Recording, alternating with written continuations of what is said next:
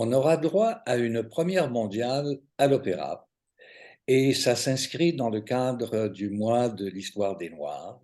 Ça s'inscrit aussi dans le cadre du 50e anniversaire de la présence de la Maison de Haïti et nous avons le plaisir ce matin d'accueillir le compositeur de cet opéra, en l'occurrence David Bontemps. Bienvenue. Bonjour, merci de me recevoir. Bonjour Vincent, bonjour Sylvie. Bonjour. Alors, cet opéra a pour titre Le Flambeau.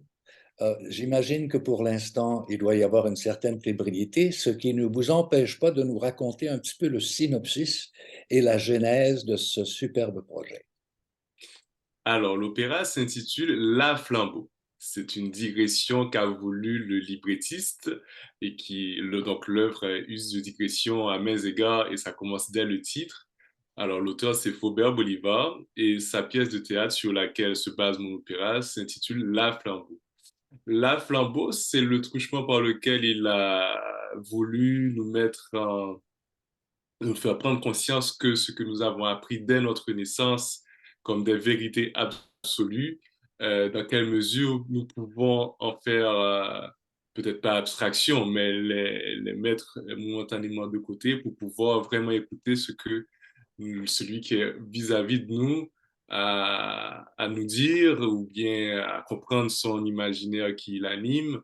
Et d'une manière plus simple aussi, la flambeau, c'est le générique d'une famille d'esprit dans le vaudou haïtien. Mais c'est la première explication qui est vraiment le fondement même de l'œuvre, la flambeau. Alors, Musicalement, ça ressemble à quoi? musicalement, je pense que c'est l'aboutissement de tout ce que j'ai pu travailler dans mes autres compositions. Moi qui généralement me verse dans la musique instrumentale, c'est une mise en regard de diverses traditions musicales provenant bien sûr d'Haïti et donc aussi de l'Afrique, mais aussi de la musique occidentale, la musique classique telle qu'on l'entend, et même aussi parfois de la musique contemporaine à des petits endroits. Donc c'est un beau, je ne peux pas dire mélange, mais un beau reflet, j'espère bien en tout cas, de la psyché créole du peuple haïtien, à savoir plusieurs traditions qui se chevauchent, qui se livrent bataille ou bien qui s'harmonisent. Donc, c'est un peu cela au niveau des rythmes, des modes de l'harmonie et aussi des lignes mélodiques. On parle En d'un général, c'est une musique opéra, que j'ai voulu très accessible, en gros, en gros. on parle d'un opéra de chambre pour quatre chanteurs, orchestre à cordes et percussions. Les quatre chanteurs, vous pouvez nous les nommer, s'il vous plaît? Oui, alors les quatre chanteurs, c'est Suzanne Tafo, qui est soprano. Mhm. Nous avons aussi Catherine Daniel, mezzo-soprano. Nous avons aussi Paul Williamson, qui est ténor, et Brendan Coleman, qui est baryton basse. Alors, par ordre, c'est mademoiselle, madame, monsieur et l'homme. Faut dire que toute la distribution est noire. C'est ça, oui. Donc, et puis, le concert sera dirigé, l'opéra sera dirigé par Alain Trudel. Mhm. Comment s'est passé Cette cette rencontre? association? Ouais. Oui. Alors, à l'origine, c'était Boris Brod qui devait diriger l'œuvre, Oui. autant pour la production scénique que pour l'enregistrement. Mais suite à son décès, il y a eu toute une recherche et puis naturellement, Taras Kulic, qui est le directeur de l'Orchestre classique de Montréal, a fait le choix de Alain Trudel qui a spontanément accepté parce que c'est aussi un bon ami, un collaborateur de longue date de Boris. Mhm. Et pour l'avoir rencontré au mois de décembre, je suis très en confiance de cette collaboration-là. Comment avez-vous eu à, comment dire, à marier euh, cette tradition qui est celle d'une musique européenne d'une certaine façon, une musique de chez nous aussi, avec celle d'Haïti? Ce que vous nous racontez sur votre création. Alors, mon approche s'inscrit dans une longue tradition de compositeurs classiques haïtiens qui ont fait chacun, selon leur style, selon leur goût, ce genre d'association, de métissage ou de stylisation des traditions diverses de la musique haïtienne sur des instruments européens ou bien à travers des langages repensés de la musique occidentale. Et donc, mon œuvre, c'est vraiment parmi, en fait, dans ce panorama-là, c'est pas tout à fait nouveau. Mon approche personnelle est plutôt, bon, ici, il s'agit d'un opéra de chambre, mais déjà avec l'orchestration, euh, qui est, à mon avis, à ce que je sache, inusité, orchestre à cordes et maracas, c'est ça vraiment la percussion tout le long de l'œuvre.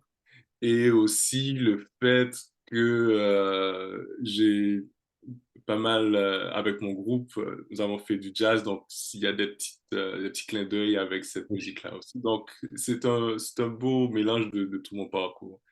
Et ça reflète un peu en plus mes aspirations personnelles en matière musicale. Oui. Si on parle de toi un peu, David, ta trajectoire à titre de compositeur, de musicien, évidemment, Mhm. quel instrument touchez-vous personnellement? Le piano. Je Bon, suis pianiste de formation.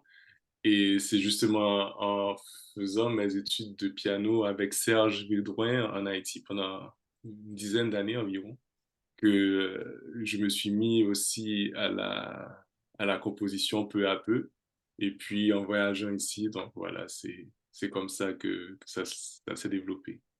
Parce que à Montréal, j'ai eu la chance d'aller à divers concerts, que ce soit en musique classique, en jazz, en musique du monde, avec les différents artistes de différentes cultures et mélanges et esthétiques qui jouent en ville. C'est une offre incroyable. On est vraiment choyé dans le monde Montréal comme ville. je vois derrière toi, David, un portrait de Miles Davis et je comprends évidemment qu'il y a une passion pour le jazz aussi. Et tu me dis qu'il y a quelques notes qui, à l'intérieur de la flambeau, vont ressembler à ça. Euh, c'est important le jazz pour toi. Le jazz, c'est important parce que, à ma compréhension, surtout quand je considère l'œuvre et la vie de Miles Davis, c'est vraiment faire ressortir ce qu'il y a de singulier de chez chaque créateur. Vraiment, c'est la forte personnalité qui ressort chez Miles Davis à toutes les diverses périodes, que ce soit le jazz très classique ou bien jusqu'à sa période électrique. Et on voit, on sait qui joue à l'entendre dès la première note. Et pour moi, c'est comme une espèce de maître étalon moderne pour moi de ce qui est vraiment un vrai créateur artistique ou un compositeur musical. Par exemple, si je prends l'œuvre de ceux que j'aime, par exemple Frédéric Chopin, on sait, on sait qui il est, ou Rachmaninoff, ou tu sais, c'est vraiment le but que j'essaie d'atteindre, c'est d'atteindre une individualité, une particularité qui est vraiment, une unicité vraiment dans l'approche créative. C'est intéressant parce que le métissage de toutes ces musiques, ton bagage personnel, ton bagage sur le plan de la sensibilité, il y a une ligne, il y a une ligne directe, là, il y a une ligne constante. Euh, Mhm. et est-ce que ce sera pour toi, bon, je, je, je lance peut-être en même temps une autre question, est-ce que ce sera la première fois que sur scène, avec une formation, tu iras dans cette direction et comment te sens-tu par rapport à ça?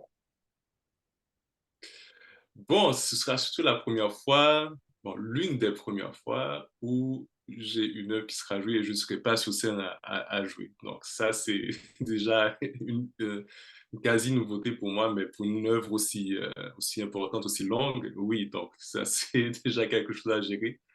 Et oui, si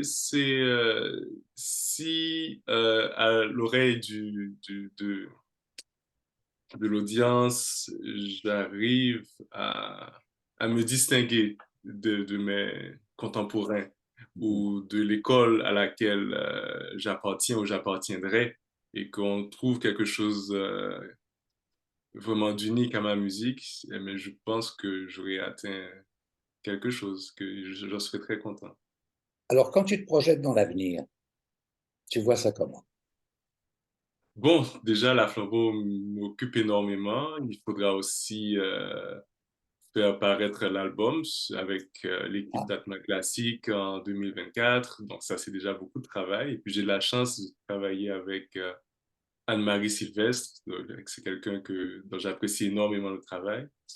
Et ensuite, sur le plan de la composition, je parachève mon cahier de préludes, un set de 24 préludes pour piano que je vais enregistrer, enfin, je ne sais pas quand ni comment, avec Sean Sutherland, qui est aussi un ami à moi. Et puis, il y a d'autres projets sur la route, et puis on verra bien. outre, comment dire, la curiosité que suscite cet événement, parce que c'est un événement, c'est une première mondiale.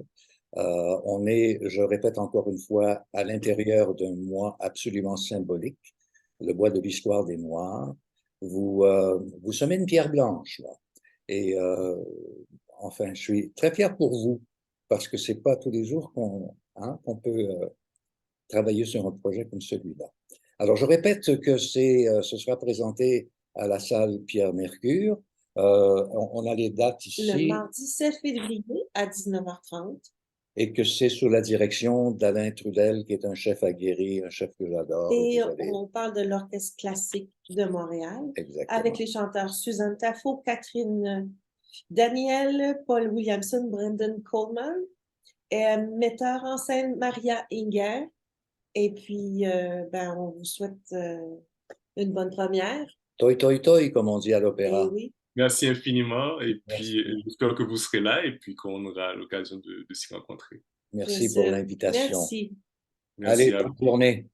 Merci.